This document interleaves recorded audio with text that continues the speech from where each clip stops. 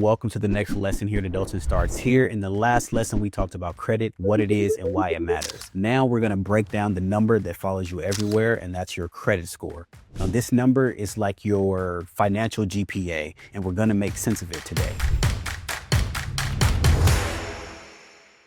So your credit score is a 3-digit number that tells lenders how trustworthy you are with borrowed money. Now, the higher the score, the more confident lenders are that you will pay them back on time. Therefore, the lower they usually charge you an interest for borrowing money from them. Now, credit scores have a range. They range from 300 to 850. And so what that really means is a score of 800 plus is usually considered excellent. 740 to 799 is very good. 670 to 739 is good. 580 to 669 is fair, and below 580 is usually considered a poor credit score. So the sweet spot you want to aim for as a young adult is at least 700 or higher, but really 750 or higher, because that's where the perks kind of start to get unlocked. Your credit score comes from companies like FICO and VantageScore, and they don't really know you personally, okay? They just kind of look at your financial behavior and crunch the numbers. You can think of it kind of like a robot accountant looking at how you handle your money and then saying, all right, based on what we see,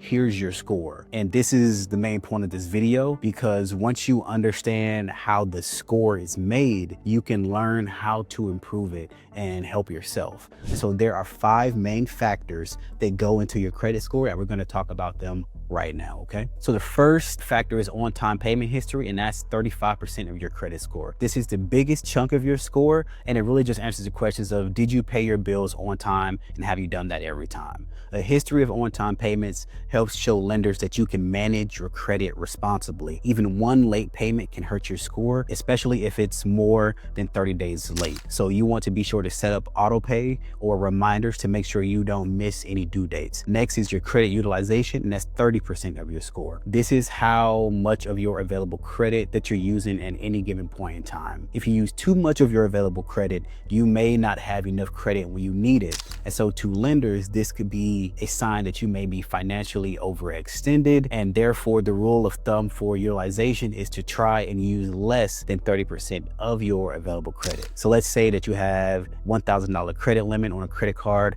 and you have a $300 balance on that card. That's a 30% utilization rate, and you want to stay kind of within that range. The third factor is the length of your credit history, and this is 15% of your score. And this is also known as your oldest credit line history. The longer you have had credit, the better. If you're just starting out, don't worry, this grows over time. And so the main thing to remember is to not close your oldest account unless you have to. That history does help your score. And if you're like me who had student loans as your first credit account, don't worry, you can still pay that off. And once it's paid off, it won't negatively affect your score in the long run. So do pay those student loans back. Now, fourth, we have new credit / inquiries. This is 10% of your score. So every time you apply for a new credit card or a loan, that's a hard inquiry, and it can temporarily lower your score. So someone with too many inquiries within a short time period can be seen as someone who is financially overextended. So you want to try to keep the inquiries within a short time period. So when they do eventually fall off, they disappear in the same short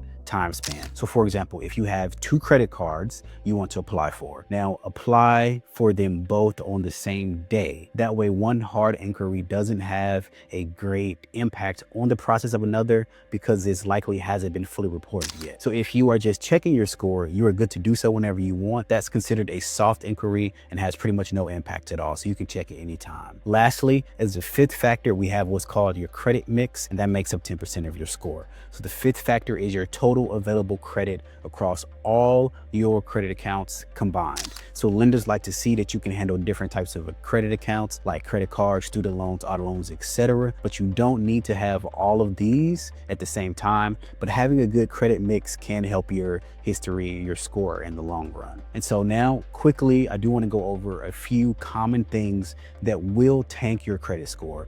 First is late payments. On-time payment history makes up 35% of your score, so you don't want to be late. Next is maxing out your credit card, i.e. having too high of a credit utilization percentage. Then we have defaulting on a loan or closing out your oldest credit account unnecessarily. And then lastly, we have applying for too much new credit too fast. These are all quick ways to tank your credit score. However, the good news is that every one of these has a fix, and we'll cover how to build strong credit habits in the next lesson. But before we touch on that, let's recap the essentials of this lesson. Your credit score is a number between 300 and 850. It's based on 5 things. That's your payment history, your credit utilization, the age of your credit history, your credit mix, and new inquiries.